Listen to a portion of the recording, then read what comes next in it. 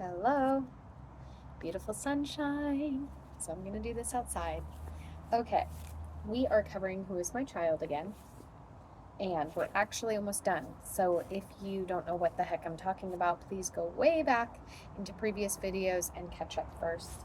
The subtitle, because apparently there's another book on Kindle slash Amazon slash BarnesandNoble.com that is titled Who is My Child, but it's different.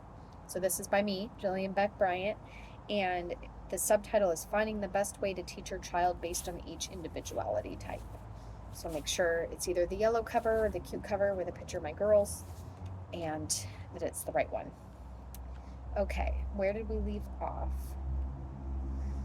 I believe it was my curriculum and day in the life of a preschool teacher. And then recommended centers. Okay, so this is one of my favorites, and it's concluding the book, I believe. It's chapter 14, The Problem with Most Daycares and Preschools. So here I am as a mom and a previous teacher or current teacher. It depends on the day, I guess, when you read that or watch this. Here I am exposing the truth, so take it or leave it. And I do encourage you to just get involved and observe yourself. I might end up doing an uncover documentary one of these days, so you can see proof. But if you believe me, anyway. Okay, so have you ever seen the movie Ozzy? If not, look it up. It's a kids movie. It's about a glorified dog kennel that seems like a perfect doggy spa on the surface, but on the inside it is a money-making transfer, excuse my French, shithole. The sleazy salesman business owner banks off of fear and separation anxiety in pet owners who will pay anything to make sure their fur babies are well taken care of. When the family drives off, the owner quickly changes his demeanor and canines to a prison like facility where they are abused, mistreated, and forced to eat cat food. This is an extreme analogy, I know, but not much different from the way some daycares and preschools are run these days. And basically, in all my years of experience working with them since 2004, things haven't changed much, even with the government state agencies trying to enforce rules for children's safety. Sad but true. First of all, the agencies have no idea what's actually going on behind closed doors in these places, and sadly, parents, neither do you. This is the hard truth, and I believe it is my duty to expose it. Even when auditors come in and stuff, everybody's on their best behavior, puts on a fake face, and nothing gets founded, nothing gets proven, so they walk away. They maybe spend 15 minutes to an hour observing the whole place, and they can't find anything in that time.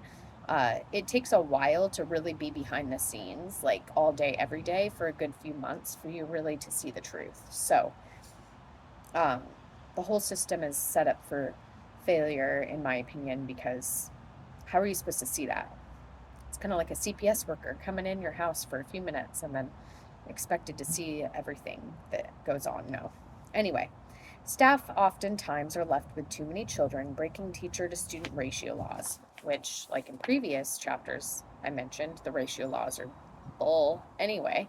But even though even though they're really bad ratio laws, they still can't seem to follow them sometimes. I mean, especially in this day and age, no one wants to work, so it's even worse. They're really understaffed. Um, I have been left outside with 13 children all by myself at one time, some being younger than 3 years old. I am being completely honest, but cannot name the centers that have broken these laws for liability purposes, although I wish I could. These are sick policies that are often not even followed. If a child has a persistent cough, oh, and on these are sick policies or lack of policies, but anyway, I misread that. This is actually on the sick policies, literally. Okay, so if a child has a persistent cough, yellowish, greenish mucus, and cannot be easily managed independently without a staff member's help every couple minutes, fever, vomiting, parents are to keep that child at home for 24 hours without symptoms. I can't count how many times I've either found out a parent kept it a secret and brought the child anyway, maybe medicated, or oh, I puked this morning in the car on the way here. Oh, really? Anyway, um, had to go above my director and send the child home, or was expected to just work with an extremely contagious kid.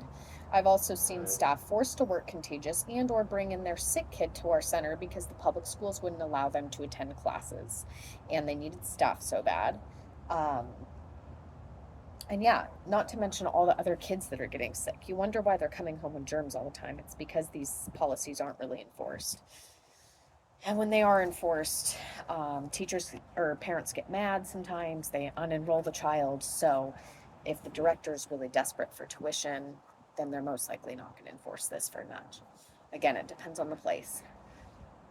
Teachers and aides are extremely overworked and underpaid. Then they have to spend all their money on going to the doctor to get medicine and stuff and get checked out because we're sick all the time. Or we miss work because we're sick. Anyway, it's a mess. Ever wonder why there's such a high turnover in this field? Trust me, your kids are not loved. Sorry, I'm not saying they're not loved and not taken care of. I mean, maybe some teachers, but mostly your kids are loved and taken care of to the best of their abilities, especially if there's a teacher who has stuck around for over a year. Heck, maybe that teacher even gets paid somewhat competitively and or treated decently. I mean, especially if they've been there to 10, 5 to 10 years, 15 years, they're doing something right as an agency. That's the telltale sign. So, clues.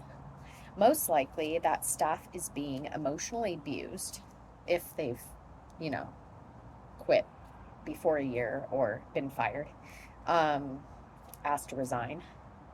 Okay, most likely that staff is being emotionally abused, gaslit, and made to believe they couldn't find work elsewhere, so they feel stuck and stay in the sick environment.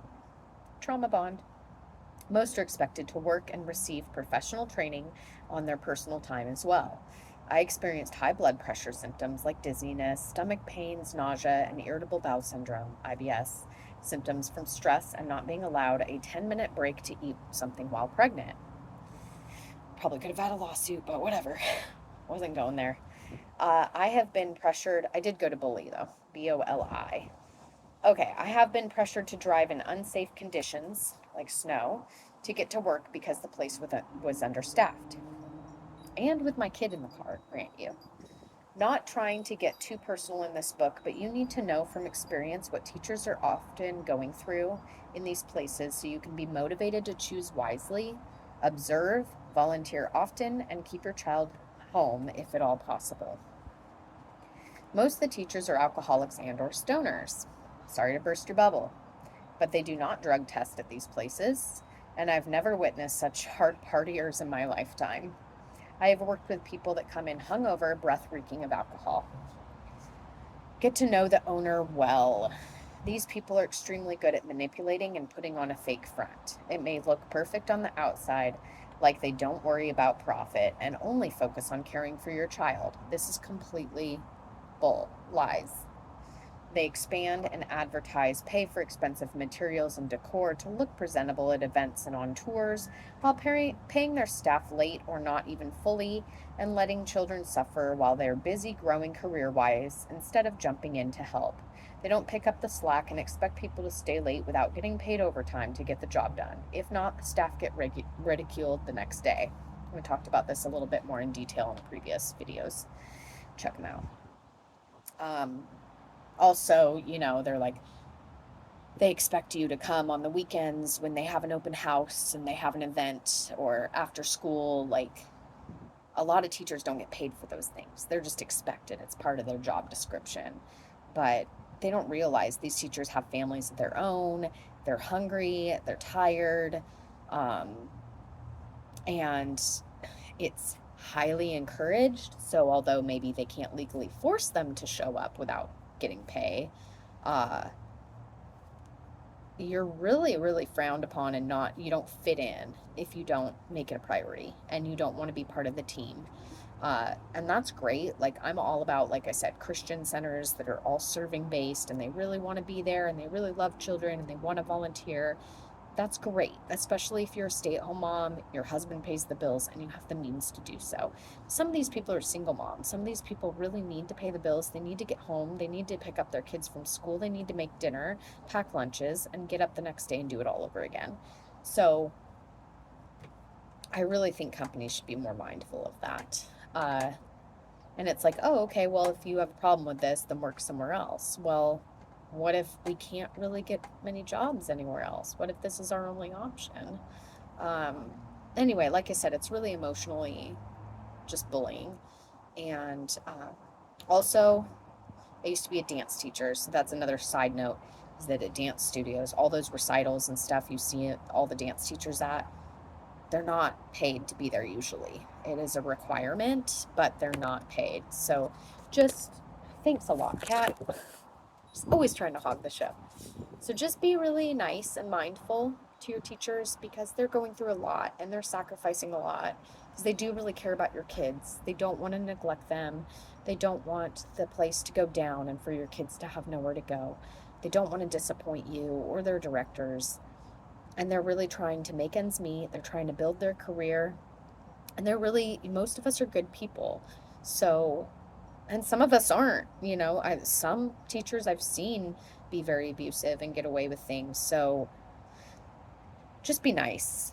I mean, whether it's a good teacher or not, be nice because either they're mean and they might take it out on your kid if you get on their bad side, or they're nice and they'll love on your kid regardless. But just give them some credit. Teacher Appreciation Week, I remember getting like Starbucks cards and stuff. That was really appreciative. So, oh boy, my storage is getting low. I might get cut off. I better hurry. Uh, Menus and other posted safety guidelines are not being followed. We don't know what to do in an emergency. There are no drills until it's possibly too late, and I've gone months before without proper training on CPR and other mandatory classes and certificates. There are teenagers working as assistants and being left alone with children, which, mind you, is probably illegal. Let me remind you, you have to be at least 18 years old to be teacher qualified. Most of these states require an education beyond a high school diploma as well. Right now, I'm on fire writing this because my daughter has been living off boxed and canned food at school. She tells me there are sometimes ants crawling on the table when she eats. Actually, I've observed it with my own eyes. This is a major violation of health code.